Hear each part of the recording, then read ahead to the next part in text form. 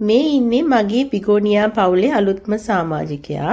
මගේ කලෙක්ෂන් එකට ඊයේ තමයි මේ බිගෝනියා එක ලැබුණේ තෑග්ගක් විදියට මගේ හොඳම යාළුවගෙන් මගේ උපන්දිනයට. ඉතින් මේ වගේ ලස්සන පින්ක් පොට් එකකට දාලා තමයි මේ බිගෝනියා එක මට එයා අරගෙන ආවේ. මේ තියෙන ලස්සන මලුත් පිපිලා. මේ වර්ගය බිගෝනියා රෙක්ස්.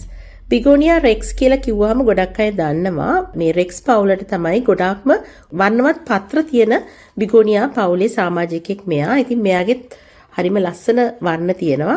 රෙක්ස් කියලා කියන්නේ මේක ඇත්තටම හයිබ්‍රිඩ් ප්‍රභේදයක්. ඉතින් මෙයාවත් අර පරිස්සමින් බලා ගන්න ඕනේ බිගෝනියා වර්ගයක් විදියට තමයි හඳුන්වන්න පුළුවන් වෙන්නේ. මොකද මෙයා වතුර අවශ්‍යයි. හැබැයි වතුර යොදනකොට අපි හොඳටම උඩ ස්තරයේ ඩ්‍රයි වෙනකන් ඉඳලා වතුර යොදන්න ඕනේ. ඒ වගේම පරිස්සමින් ආදරෙන් බලා ගන්න ඕනේ.